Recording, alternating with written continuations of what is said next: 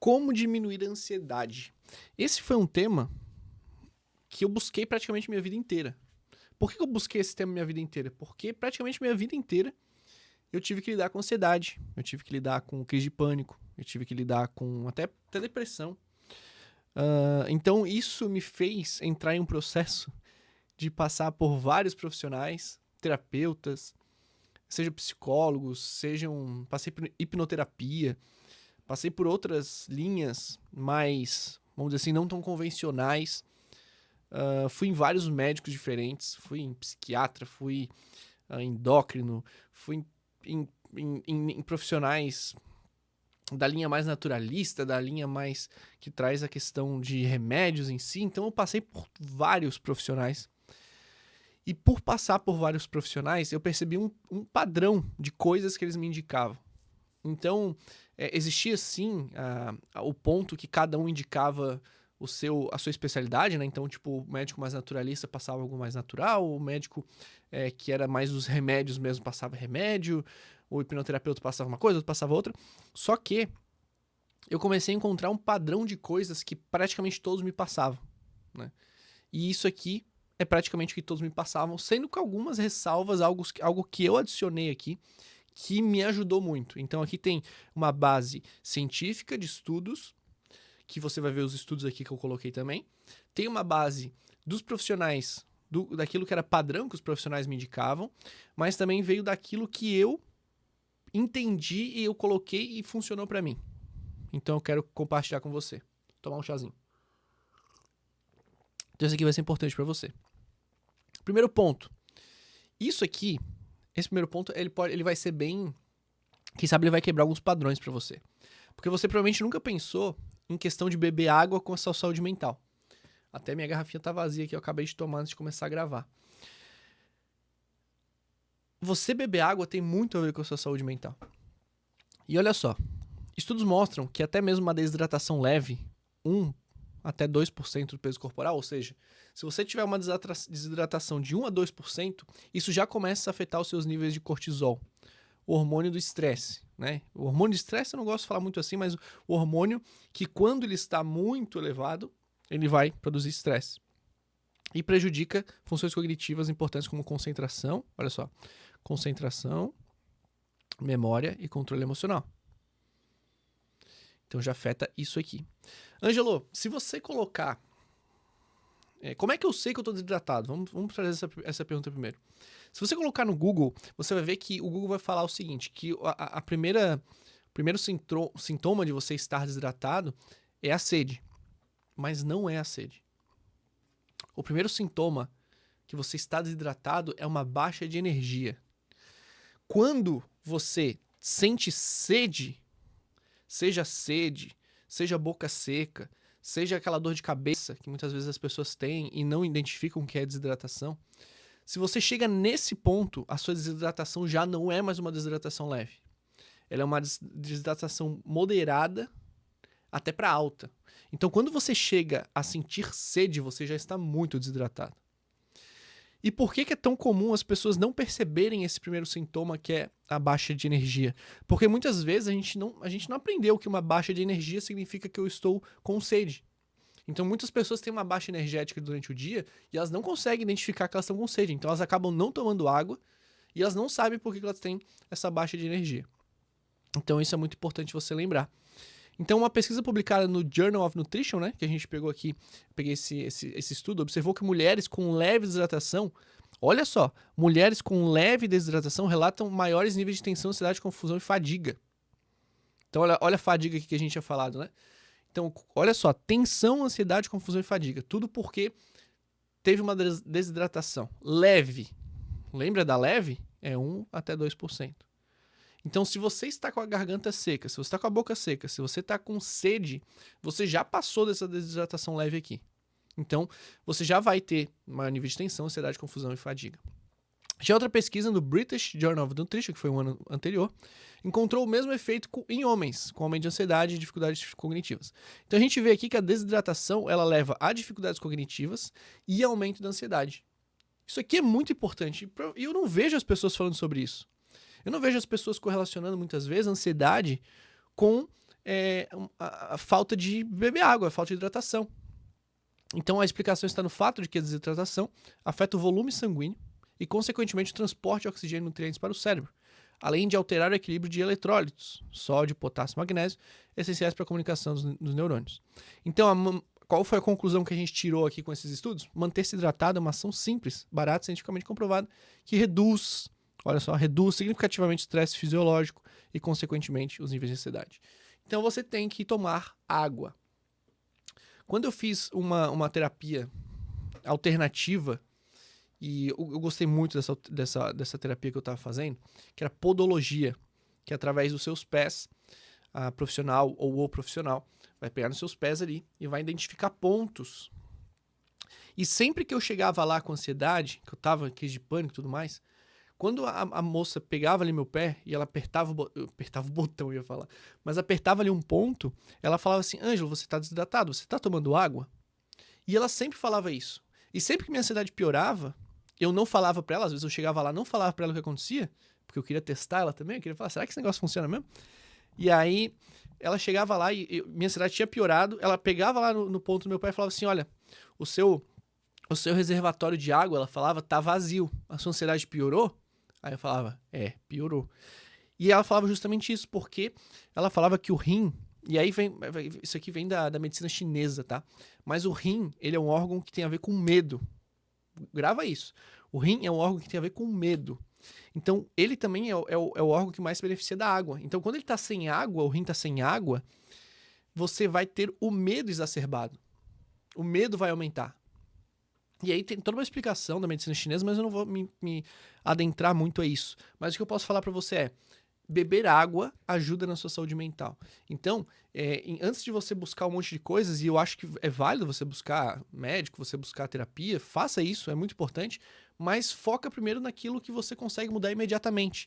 Quem sabe você não consegue imediatamente agora conseguir um horário com o seu médico, quem sabe você não tem dinheiro agora para pagar um tratamento, mas você com certeza consegue comprar uma garrafa d'água, ou você consegue encher uma garrafinha d'água e tomar pelo menos 2 litros no seu dia. Isso você consegue fazer. Então comece com aquilo que você consegue fazer. Tá bom? Esse é o primeiro ponto. Segundo ponto que me ajudou bastante, me ajuda, é uma coisa que eu faço até agora. Tem aqui meu caderninho e, inclusive, eu vou fazer agora quando terminar aqui, que eu devia ter feito antes de começar, mas como hoje aconteceram algumas coisinhas aqui em casa que me quebraram minha agenda, eu fui fazer o vídeo antes de fazer as páginas matinais. Mas as páginas matinais, elas ajudam demais a você conseguir tirar daqui de dentro as suas ideias, tirar aqui de dentro os sentimentos, tirar daqui de dentro tudo aquilo que te aflige e colocar num papel. Então, esse conceito, ele veio do livro Caminho do Artista, que é um livro muito legal para todas as pessoas que querem criar alguma coisa, querem ser mais criativas. Esse livro é muito legal. Ele foi feito para artistas, mas ele serve para qualquer pessoa. E ele é muito bom. Ele é muito bom mesmo, porque ele te traz essa ideia de como que você faz as páginas matinais. E eu acho que isso aqui é literalmente um ouro que tem nesse livro, que muitas pessoas não estão falando ou muitas pessoas não conhecem.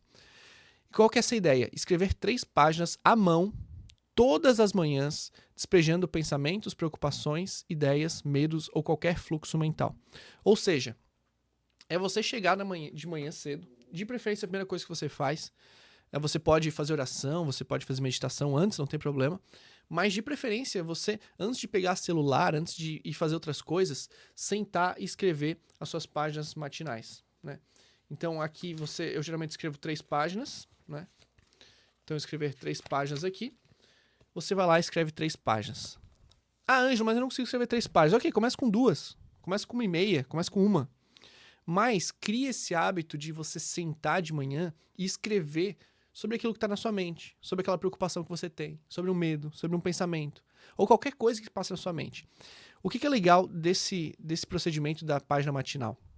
É que você consegue colocar no caderno qualquer coisa que está na sua mente. Então, se tem alguma coisa te incomodando, você coloca. Se você está com medo de alguma coisa, você escreve. Você não vai precisar mostrar esse caderno para ninguém. Então ele vai servir literalmente como um HD externo da sua mente. E já existem vários estudos que mostram que quando a gente escreve alguma coisa, a gente consegue processar melhor pensamentos e emoções. A gente meio que tira aquilo da nossa mente e consegue colocar num caderno. É como se fosse um HD externo. Você literalmente pega aquilo, tira da sua cabeça e coloca num caderno. Isso aqui é muito forte, é muito poderoso mesmo. Então, do ponto de vista científico, isso se alinha com a prática conhecida como expressive writing, que é a escrita expressiva. Então, os estudos do psicólogo Dr. James Pennebaker, da Universidade de Texas, demonstraram que escrever sobre pensamentos e emoções melhora... Olha só que legal isso aqui. Escrever sobre pensamentos e emoções melhora o funcionamento do sistema imunológico, reduz sintomas de ansiedade, depressão e até melhora parâmetros fisiológicos como pressão arterial. Cara, mas isso aqui é muito louco, né? Isso aqui, eu acho muito louco isso aqui. Então quer dizer que se eu pegar um caderno de manhã, escrever sobre meus pensamentos, sentimentos, qualquer coisa que passa na sua cabeça, você não precisa ter filtro. Esse que é o importante aqui. Você não precisa ter um filtro do que você vai falar ou não. Você só vai escrever. Você vai escrever qualquer coisa que tiver na sua cabeça. Isso vai fazer melhorar o sistema imunológico. Isso aqui é muito louco. Reduzir a ansiedade, depressão e até melhorar parâmetros fisiológicos, como a pressão arterial. Então você vai diminuir sua pressão arterial só porque você está escrevendo sobre seus pensamentos e sentimentos. Isso aqui é muito louco. Mas funciona. E aí o estudo, publicado na Psychosomatic Medicine, em 2005, mostrou que pessoas que praticavam escrita expressiva apresentaram melhora significativa no bem-estar psicológico e redução aos sintomas relacionados ao estresse. Então, a escrita expressiva, né, que é você escrever, você se expressar na escrita, ou as páginas matinais, vai ser praticamente a mesma coisa. A ideia é a mesma com nomes diferentes, tá? E aí você pode estar perguntando, nossa, mas por que isso funciona? A escrita é um processo de metacognição. O que é a metacognição? Porque quando você escreve num caderno aquilo que você está pensando, aquilo que você está sentindo, tá? Você consegue olhar para aquilo de uma outra forma. Você consegue olhar para aquilo de uma outra forma. E quando o seu cérebro olha para aquilo de uma outra forma, você consegue organizar dentro da sua mente isso. Então, quando você faz isso, diminui o ciclo de ruminância. O que é a ruminância? É você ficar pensando e repensando e trazendo aquilo várias vezes na sua mente. E muitas vezes a ansiedade, ela vem de pensamentos que eles vêm e ficam passando na nossa mente. Então você diminui essa ruminância mental. Que também é uma das, como aqui fala, é a principal característica da ansiedade. Além de tirar da mente e colocar no papel, você esvazia temporariamente. Então isso aqui, olha só, o tirar da mente e colocar no papel, você esvazia. Então, Ângelo, eu sinto minha mente muito sobrecarregada. O que eu tenho que fazer? As páginas matinais. Você vai diminuir a carga mental. Como eu já falei, o nosso cérebro, quando ele não encontra um lugar em que ele possa despejar esses pensamentos, ideias, que no caso seria um caderno, ele fica carregando tudo na sua mente. Quando você pega um caderno e escreve tudo aquilo, meio que o seu cérebro fala assim, eu não preciso mais ficar carregando isso aqui porque já está aqui. Então é como se fosse um cérebro externo. Então agora eu tenho dois cérebros. Eu tenho um cérebro que está aqui e o cérebro que está aqui. E aí quando eu trago esses pensamentos, sentimentos, tudo para cá, essas preocupações, o meu cérebro aqui fala assim, opa, eu não preciso mais carregar isso aqui, porque eu já tenho gravado aqui. Então você diminui a sobrecarga mental, tá? Terceiro ponto, exercício de respiração. Isso aqui é uma coisa muito importante. E você vai ver que tanto o 3 quanto o 4 eles estão conectados. Tanto o exercício de respiração quanto o mindfulness, eles estão conectados, mas o objetivo deles é diferente, tá? O objetivo deles é diferente. E os dois se complementam muito bem. Então, a respiração está diretamente conectada ao sistema nervoso autônomo, especialmente o nervo vago. Lembra desse termo, nervo vago. Controla as respostas de relaxamento do corpo. Então, a respiração, ela é literalmente a forma mais rápida que você tem de controlar a sua ansiedade, controlar o ataque de pânico. Então, a forma mais rápida não é necessariamente você tomar um remédio, coisa do tipo, mas é você usar a sua respiração. Então, quando você vai ver que você está ansioso, você geralmente está ou prendendo o ar, que é o que aconteceu muito comigo. Eu ficava ansioso, eu não respirava mais direito. Então o processo de não respirar mais direito aumentava meu batimento cardíaco, aumentava a sudorese, aumentava aquele sentimento de... como é que fala? Quando os pelos eles ficam todos eriçados, assim, que você fica naquele sentimento de luta ou fuga. Não esqueci o nome. Mas eu ficava assim. E quando eu percebi era porque a minha respiração ou ela estava muito curta, ou eu não estava respirando direito. Eu ficava tipo meio que travado, assim. Então quando você entra nesse processo, você ativa o seu sistema simpático. E aí, quando você ativa o seu sistema simpático, que é responsável pela luta ou fuga, você aumenta o batimento cardíaco, da pressão arterial e a respiração fica acelerada e curta, tá? Ou ela fica muito... ela fica muito... que você... No caso, ela fica longa, mas longos períodos não de respiração, longos períodos que você não respira, que você fica travado. Isso também ativa o seu sistema de luta ou fuga. Então, quando você faz uma técnica de respiração, você começa a ativar o sistema parasimpático. Então, de uma forma bem específica para você entender cada coisa.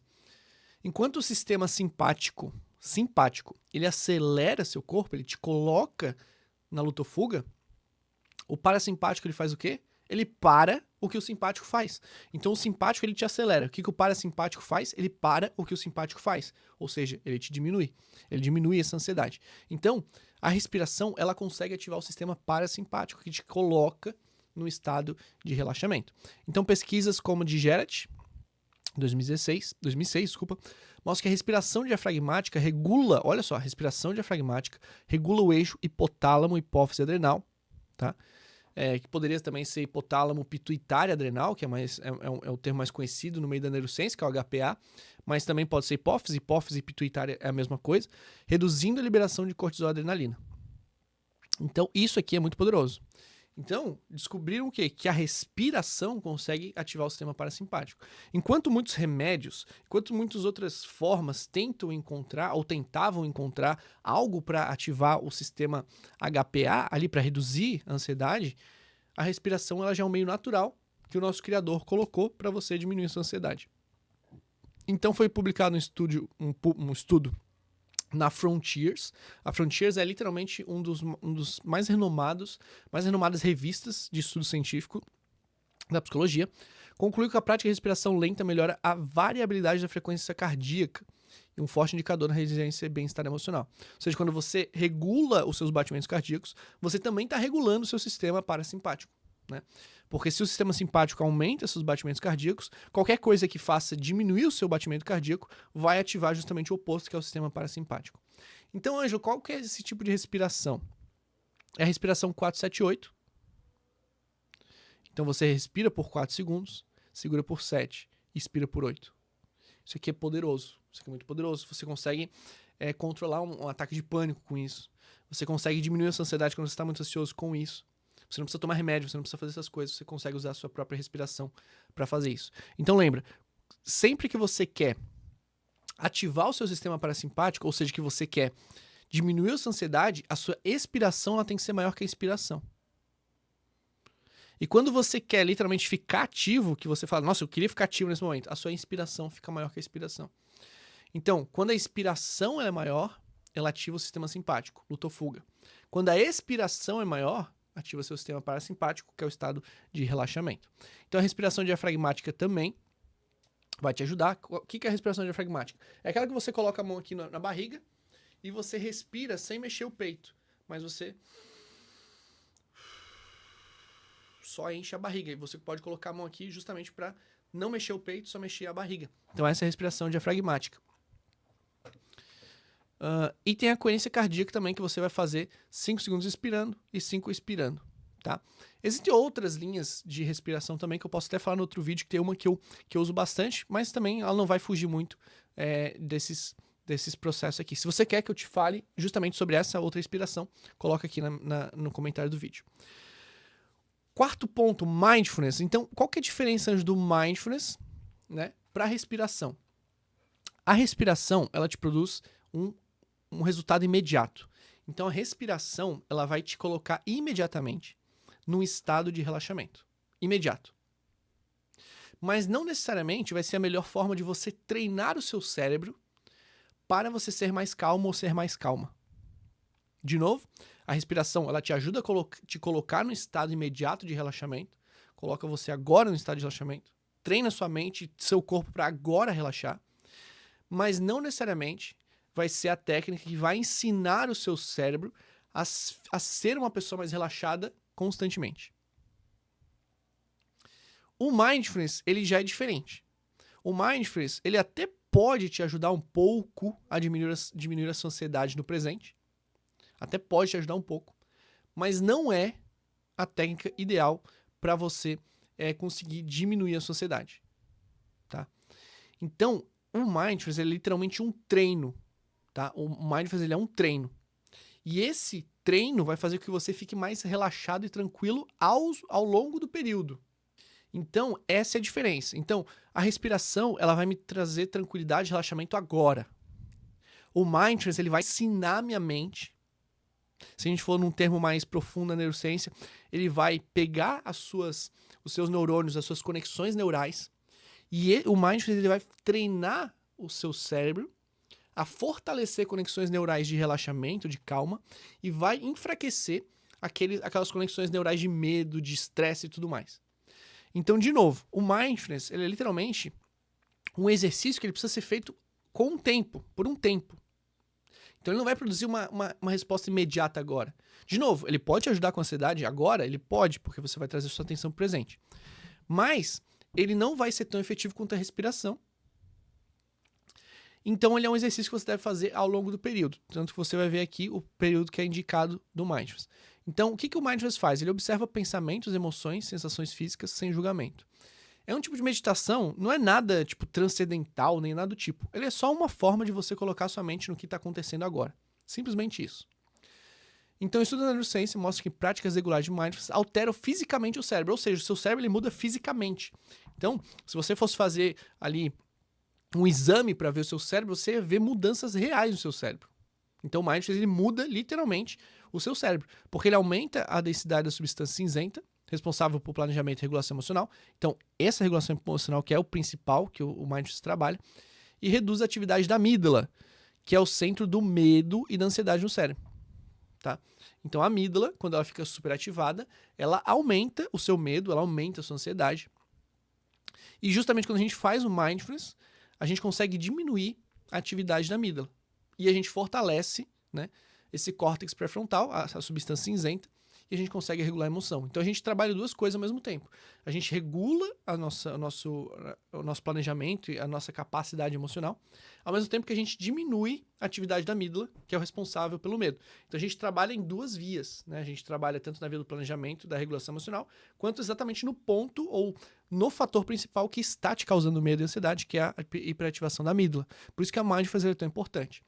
E deu uma pesquisa de Harvard, então é importante você perceber que é um estudo importante, um estudo grande, mostrou que em 8 semanas de prática de Mindfulness foram suficientes para gerar mudanças estruturais no cérebro. Então, 8 semanas. Então você está vendo aqui aquilo que eu te falei. Não é algo imediato, mas é algo que você vai treinando e você literalmente treina o seu cérebro a ser mais tranquilo, relaxado e menos ansioso e estressado, porque ele vai estar aqui no presente. Então, quando a gente está muito tempo no passado, a gente fica depressivo. Quando a gente está muito tempo no futuro, a gente fica ansioso. E quando a gente está aqui no presente, a gente encontra esse lugar de paz, vamos colocar assim, dessa forma. Então, em 8 semanas, teve essa mudança estrutural no cérebro, incluindo a redução da densidade da amígdala. Então, se a gente diminui a densidade da amígdala, a gente está falando de uma menor resposta de medo e ansiedade e aumenta a região ligada à regulação emocional. Então, quando a gente é uma pessoa muito ansiosa, muito estressada, muito medo, literalmente a nossa amígdala, e quando eu falo amígdala, não é a tonsila palativa, mas é a amígdala lá no cérebro mesmo. Quando a gente é uma pessoa muito ansiosa, estressada, a nossa amígdala é maior. A gente hipertrofia essa amígdala. Então, literalmente, a gente produz, quando a gente faz o Mindfulness, a gente diminui a densidade, a gente diminui a amígdala como um todo. A gente diminui ela. Isso que produz a gente entrar nesse estado de mais calma e relaxamento. Outro ponto que o Mindfulness faz é diminuir a ruminância mental. A gente já viu esse termo aqui hoje, né? A gente viu ali na questão das morning pages, né? Que você vai escrever todo dia de manhã. A gente viu que também diminui a ruminação mental. E, de novo, o que é a ruminação mental? É ciclo de pensamento acelerado, catastrófico, que é o típico da ansiedade, né? Que vai dar tudo errado, eu vou morrer, vai acontecer alguma coisa. Então, isso diminui. Então, a prática de Mindfulness é uma intervenção altamente eficaz, validada por dezenas de estudos que atuam diretamente nas bases neurobiológicas da ansiedade. De novo, lembre-se, precisa de um tempo para ver resultados mais impactantes. Vou colocar aqui 8 semanas, no mínimo. Não vou botar no mínimo, mas vou botar 8 semanas, tá? Geralmente você vai começar a ver resultados ali já na primeira, segunda semana. Já tem resultados. Então, ali na primeira, segunda semana você já vai ver resultados muito bons mesmo, tá bom? Mas em 8 semanas já tem até estudos que mostram que você praticar mindfulness por 8 semanas produz o mesmo resultado no seu organismo do que um remédio para ansiedade, tá? Isso é muito importante você lembrar. Vamos lá. Quinto ponto. Exercício físico. É uma das ferramentas mais potentes na combate à ansiedade, tanto do ponto de vista fisiológico quanto psicológico. E por que isso acontece? Porque o exercício físico, ele libera alguns fatores, tá? E alguns neurotransmissores muito importantes que vão te ajudar a regular a ansiedade. Que a gente está falando da endorfina, serotonina, dopamina e o BDNF, Brain Derived Neurotrophic Factor. Brain Derived Neurotrophic Factor, que é o fator neurotrófico derivado do cérebro. Isso produz neuroplasticidade, bem-estar, foco e equilíbrio emocional. Esse termo, você pode ser que nunca tenha escutado. Neuroplasticidade. O que é neuroplasticidade? É a capacidade do seu cérebro de se adaptar frente a um estímulo que ele recebeu. Ângelo, ficou muito difícil. Imagina o seguinte, você tá ansioso, você está estressado. Quando você está ansioso e estressado, quer dizer que o seu cérebro ele está trabalhando de uma determinada forma. Existem certas conexões neurais que fazem que você esteja ansioso, estressado, aqueles pensamentos, tal. Beleza. Neuroplasticidade significa o quê? Que o seu cérebro, ele, como o nome diz, ele é plástico. Ou seja, ele pode mudar. Existem alterações que o seu cérebro produz que eles podem ser induzidos através de certos estímulos. Então, você começar a ler um livro é um estímulo positivo para o cérebro? É. O que isso vai produzir no seu cérebro? Mudança estrutural, física. Não é algo só, tipo, psicológico. Não, é algo físico. Algumas conexões neurais no seu cérebro, elas vão ser alteradas frente ao que você está fazendo, que é a leitura. Então, a leitura vai produzir isso. O exercício físico vai produzir isso. Quando você está fazendo uma terapia, que você está falando com alguém, você está produzindo neuroplasticidade no seu cérebro. Por quê? Porque alguém falar para você produz neuroplasticidade no seu cérebro. Altera o seu foco. Altera a sua forma de interpretar a realidade. Então, eu vou te dar um exemplo. Vou dar um exemplo bem prático, para você ver como uma pessoa externa consegue alterar o seu foco ou a sua atenção. Provavelmente agora você está sentado, deitado, me ouvindo, ou deitada. Você está me ouvindo e você não estava reparando o seu pé. Agora, nesse momento que eu falei de você reparar a sola do seu pé, provavelmente você colocou a atenção na sola do seu pé agora, coisa que você não estava reparando antes. Quando eu falei, coloca a atenção na sola do seu pé, eu fiz uma mudança cerebral em você. Eu fiz uma mudança que você colocou a sua atenção em outro ponto. Então isso é muito importante. Que uma pessoa bem preparada consegue alterar o meu nível de atenção e consegue alterar, literalmente, as minhas conexões neurais. Então eu acabei de alterar suas conexões neurais. Porque quando você estava prestando atenção no que eu estou falando, ou quem sabe você está fazendo outra coisa e me ouvindo, você estava colocando sua atenção em uma coisa, sua conexão neural estava voltada a uma coisa. Quando eu falei com você e falei, coloca atenção na sola do seu pé, você deve ter parado, ou quem sabe não parou, mas colocou atenção para a sola do seu pé. E nesse momento a gente fez uma alteração cerebral. Então isso é muito importante. Isso é muito importante mesmo. Então o estudo aqui, uma revisão publicada no estudo sobre depressão e ansiedade, conclui que exercícios aeróbicos regulares são tão eficazes quanto a psicoterapia ou a medicação. Olha só. Então, exercícios aeróbicos. Então, já vamos tirar um ponto aqui, né? Exercício aeróbico não quer dizer academia, tá? Não quer dizer academia. Aeróbico seria o quê? Corrida. O que é aeróbico? É toda aquela atividade que aumenta a sua frequência cardíaca. Então, você vai correr, você vai andar de bicicleta, você vai fazer uma dança, você vai jogar futebol, você vai jogar vôlei, você vai fazer alguma coisa assim que você vai ter que aumentar a sua frequência cardíaca. Então, você vai correr. Muitas pessoas falam que começaram a correr e a corrida salvou a vida delas. Ou começaram a andar de bicicleta e a bicicleta salvou a vida delas. Por quê? Porque esses exercícios aeróbicos regulares, e esse ponto aqui eu quero deixar bem frisado de novo, regulares, tá? Então, é igual ao mindfulness, ele precisa ser uma prática regular para você ver benefício, tá? Então, esses exercícios regulares são tão eficazes quanto a psicoterapia ou medicação. Além disso, o exercício físico reduz o nível de cortisol e melhora a variabilidade cardíaca, o HRV, que está diretamente associado ao equilíbrio do sistema nervoso autônomo. Então, quando você aumenta a sua frequência cardíaca de uma forma, né? Vamos de novo. De uma forma controlada. Você está fazendo exercício controlado, você aumenta a sua frequência cardíaca, né? Por que eu estou falando isso? Porque você pode lembrar que eu falei antes ali que aumentar a frequência cardíaca aumenta a ansiedade, né? Mas, quando a gente está fazendo exercício físico, a gente está fazendo isso de forma controlada. Então, quando a gente faz exercício físico a gente aumentou a frequência cardíaca, a gente cansou o nosso corpo, depois que a gente cansou e aumentou a frequência cardíaca, o nosso corpo vai entrar no processo de relaxamento, porque ele vai ter que descansar o corpo. Então, quando você cansa muito o seu corpo, meio que você também está fazendo o seu cérebro ele entrar num processo de descanso. Então, ele precisa descansar o corpo. E você cansar o corpo é meio que o processo contrário. Eu sempre gravei uma frase comigo. Quando você tá com a mente muito cheia, com a mente muito ativa, cansa seu corpo. Porque é uma via de mão dupla. Então a mente está muito ativa e eu não consigo desligar a mente. Então eu vou cansar meu corpo. Porque quando eu canso meu corpo, eu diminuo um pouquinho aqui da mente. E eu vou lá e canso de novo meu corpo, diminuo mais um pouquinho. Eu vou cansar meu corpo justamente para eu meio que contrabalançar essa balança. Tá? Então quando você está com a mente muito cheia, que não consegue desligar, meu Deus, minha mente começa a cansar o seu corpo de forma controlada, de forma consciente, até você balancear esses dois pontos. E de novo, exercício físico aqui está falando de aeróbico. Então só musculação, como diz aqui, não vai te ajudar muito. Não vai te ajudar muito. Então uma caminhada não, né? Uma caminhada rápida, não é aquela caminhadinha, não, é uma caminhada rápida, corrida, dança, bicicleta, qualquer outro movimento que você goste, feito de forma consciente. Pelo menos 3 vezes por semana. Pelo menos. Agora, vamos lá. Ângelo, eu quero resultado mais rápido. Desculpa. Quero resultado mais rápido, então você vai fazer mais 3 vezes. Mais 3 vezes por semana já é um resultado muito bom. Eu lembro que quando eu tava muito ansioso mesmo, que aquilo tava acabando comigo, eu comecei a correr todo dia. Eu ficava cansado, mas funcionou.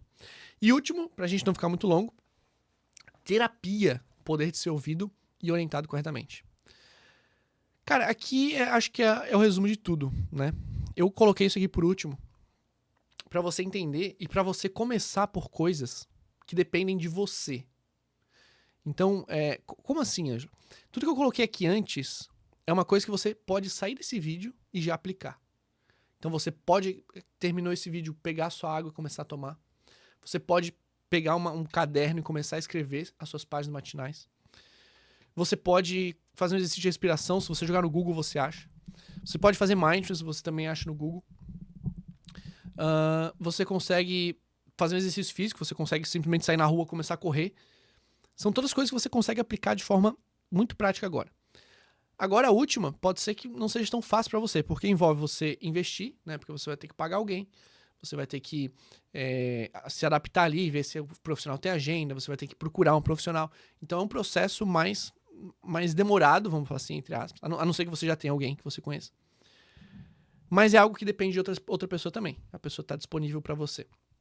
E aqui é um ponto muito, muito, muito, muito importante. Porque a terapia, ela envolve muitas coisas. Ela envolve você confiar na pessoa. E se você não confia na pessoa, não dá certo. A terapia, ela precisa desse processo de você confiar na pessoa, de você conseguir criar conexão com a pessoa. Se você não consegue conexão e você não confia na pessoa, não adianta. A terapia não vai produzir resultado. E eu te garanto isso, porque eu já passei por inúmeros profissionais.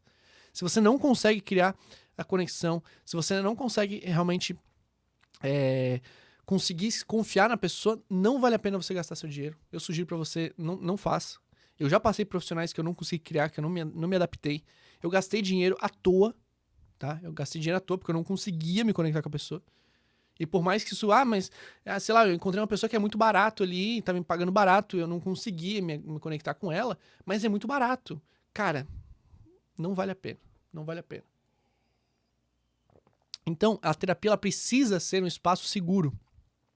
Quando você não confia ou não cria conexão com o profissional, você não consegue criar esse espaço seguro. É difícil. E aí você vai fazer isso aqui. As terapias que produzem muito resultado, que eu percebi que produzem muito resultado. A TCC, que ela é muito boa. A Gestalt também ela é muito boa. É uma terapia que eu estou fazendo nesse momento, inclusive. Eu nunca paro de fazer terapia. Fazer terapia é muito importante. A Gestalt é muito importante. Terapia de reprocessamento de traumas. A TRG, inclusive, é a terapia que eu faço, né? Eu me formei como terapeuta da TRG. Terapia de reprocessamento generativo. Te ajuda muito. O MDR, que é o movimento dos olhos também, é uma terapia que está em muito crescimento. Brain spotting e outras terapias são eficazes, tá? Uma meta-análise publicada no Lancet Psychiatry, como é que fala em inglês? Psychiatry. Ai, fugiu. Mostrou que a psicoterapia, especialmente a TCC, tem eficácia robusta no tratamento de transtorno de ansiedade. Então a TCC, hoje, em questão de estudo científico, ela é a que mais produz resultados. Só que, fazendo um adendo muito importante, a TCC muitas vezes ela é boa para diminuir o sintoma imediato da ansiedade. E muitos profissionais da TCC, e eu falo isso porque eu já vi, muitos profissionais da TCC, quando resolve a sua ansiedade imediata, que você diminui ali o sintoma de ansiedade, você diminui ali a crise de pânico e tudo mais, aí você, parece que eu melhorei. E muitas vezes o profissional ele te libera e fala que te deu alta. Mas cuidado, porque muitas vezes quando você... Essa ansiedade, esse pânico e tudo mais, muitas vezes ele é um sintoma mais interno de algo que existe na sua mente, que você precisa trabalhar. E eu percebo que muitos profissionais acabam só diminuindo o sintoma ali e te liberam. E eles não vão nas raízes do problema para te ajudar a reprocessar aquilo. Então, muito cuidado, tá? Porque pode ser que você só fique tratando o sintoma imediato, e aí você volta e recebe alta, vamos colocar assim, mas depois você vai ter de novo, daí você volta e vai... Então, pede quando você está com o seu profissional para continuar trabalhando as raízes, encontrar as raízes do que causou aquele problema, porque senão você só vai ficar indo e voltando. O simples ato de falar com alguém capacitado ativa o nervo vago ventral, tá? Responsável pela sensação de segurança e conexão. Isso aqui é muito importante. Quando você está ansioso, está estressado, isso aqui é muito importante, segurança e conexão. Fundamental para reduzir a ansiedade. A busca por um terapeuta não é sinal de fraqueza. Não é sinal de fraqueza, mas de inteligência emocional. Lembra? Muitas pessoas falam assim, mas é louco buscar terapia, né? Louco não busca terapia. Maluco, gente doida, não busca terapia. Se você está buscando terapia, quer dizer que você está são. Mas Ângelo, eu tô doente. Ok, mas você é são de entender que você precisa de ajuda. Um louco, ele não busca ajuda. Porque o louco, ele não é capaz de perceber que ele precisa de ajuda. Porque ele é louco, entendeu? Então você não é louco, você não é problemático, você não é do tipo. Problemático seria você não buscar ajuda. Aí você seria problemático. Porque você sabe que você tem um problema e você não busca resolver. Você continua ali. Aí você é uma pessoa problemática se você sabe que tem um problema e não resolve. Por exemplo, se eu sei que o pneu do meu carro, ele tá com problema, eu sei que o pneu do meu carro tá solto. Se eu for pra BR e dirigir com ele, se eu for pra uma estrada de alta velocidade e dirigir com ele, aí eu sou maluco. Porque, eu sei que eu posso bater meu carro ali, quer dizer, eu sei que pode soltar a roda do meu carro e morrer. Aí eu sou maluco. Agora, quando eu vou buscar ali um lugar pra consertar essa roda, aí quer dizer que eu tô são, né? Porque eu tô buscando uma forma de resolver aquele problema. Pessoal, me diga aí o que você achou. Você pode fazer o download desse material aqui, tá? Aqui na descrição desse vídeo. Me diga o que você achou desse material para diminuir sua ansiedade, tá? Coloque isso em prática. Faça ali, pega alguns pontos ali. Você não precisa fazer tudo de uma vez, mas escolhe alguns para você começar a fazer. Sugiro você começar o da água, que ela é muito importante. Quem sabe você fazer um exercício de respiração, quem sabe você fazer um mindfulness. As páginas matinais eu não tiro mais da minha rotina, porque eu achei muito poderoso mesmo. Ajuda muito mesmo. Então escolhe alguns ali para você começar a fazer. Se você quiser fazer todos também, fica à vontade, né? Não tô aqui para regular o que você faz ou não. Mas eu sugiro que você comece aos poucos para você não se frustrar, tá? Muitas vezes a gente tem essa ideia de querer fazer tudo ao mesmo tempo e a gente acaba frustrado. Eu não quero que seja assim com você, tá? Eu quero que você faça algo leve e você comece a ver os benefícios, aí você vai adicionando mais coisa. Tá bom? Se você gostou desse vídeo, deixa aqui sua curtida, deixa seu comentário, se inscreve no canal, que é muito importante, e eu vejo você no próximo vídeo. Falou!